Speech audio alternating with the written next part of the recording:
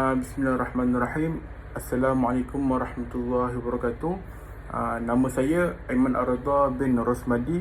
Nama matrik I21105318.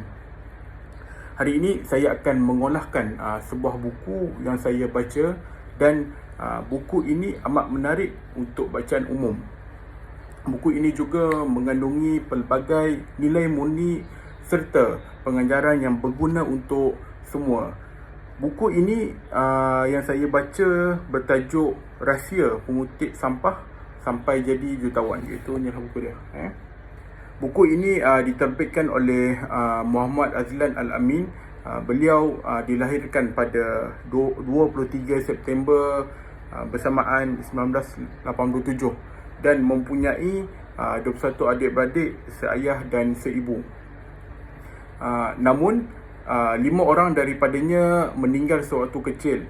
Bidang akademik yang dipelajarinya tidak menyelah dan sering menjadi pelajar tercorot dalam kelas paling belakang. Kerana masalah disiplin, beliau pernah dibuang sekolah, bermula sebagai pengutip sampah dan melakukan pelbagai lagi kerja berat. Beliau memulakan penanaman jagung. Namun kegagalan demi kegagalan menimpa pada dirinya. Pada bulan Ramadan tahun 2010, segalanya mula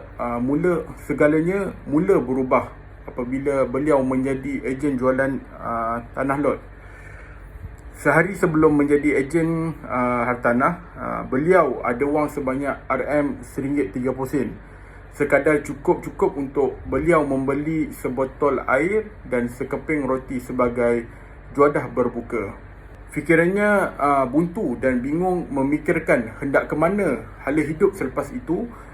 Beliau menangis sepuas hati dan akhirnya sedar tiada sesiapa pun dapat membantu kecuali Allah Subhanahu Wa Taala. Ketika dalam keadaan yang buntu begitu, Azlan ditakdirkan berjumpa dengan hamba Allah. Insan ini menawarkan pekerjaan kepada Azlan sebagai ejen tanah lot. Benarlah kata orang ramai, rezeki ini tidak pernah salah alamat. Pekerjaan baharunya ialah sebagai ejen tanah lot yang membawa titik perubahan kepada Azlan. Kejayaannya mendapat komisen sebanyak RM4,000 yang begitu besar. Selepas itu, Azlan tidak menoleh belakang lagi. Usaha dan tenaga terus dicurah di bidang hartanah, membawa Muhammad Azlan ini mencatat nama sebagai jutawan muda. Buku ini bukan ditulis hasil daripada penulisnya. Penulisnya membaca teori tentang kejayaan seseorang, tetapi daripada pengalaman seseorang yang telah melalui pahit maut dalam kehidupannya.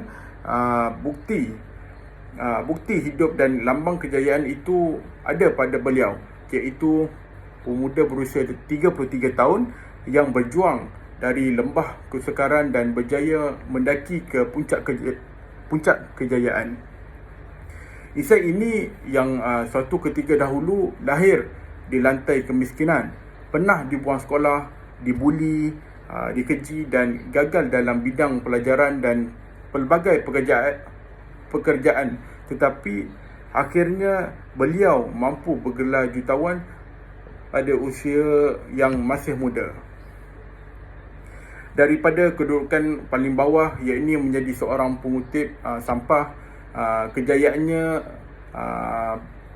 umpama satu kejayaan beliau umpama keajaiban jika dilihat secara selayang pandang.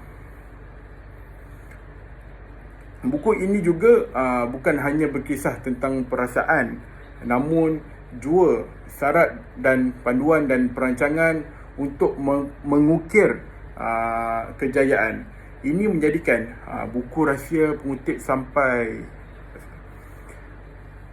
ini menjadikan buku Rahsia Pengutip Sampah Sampai Jutawan sangat sesuai untuk dibaca oleh semua peringkat masyarakat.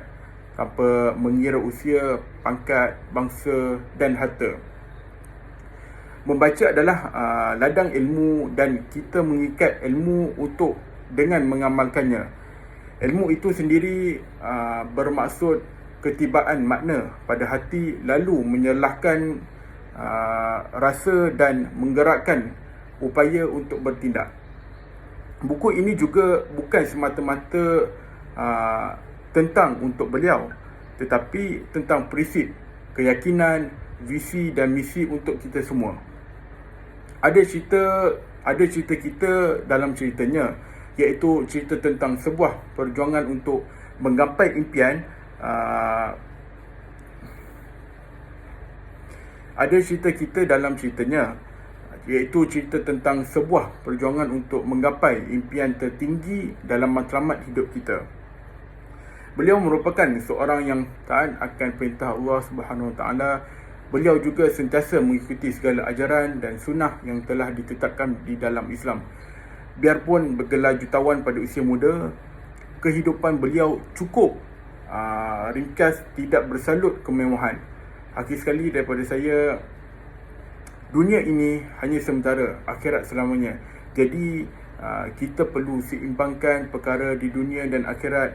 Jika kita hanya bermewah di dunia dan tidak apa-apa bekalan di akhirat, takkan ke mana jua seseorang itu. Jika kita ada rezeki lebih, berkongsilah rezeki tersebut kepada orang miskin atau orang yang memerlukannya. Semoga apa yang dapat kita bantu orang dalam kesusahan itu dapat menghapuskan segala dosa kita yang terdahulu dan dapat masuk dalam syurga Firdaus Allah Subhanahu Wa Taala. Amin. InsyaAllah. Terima kasih banyak-banyak.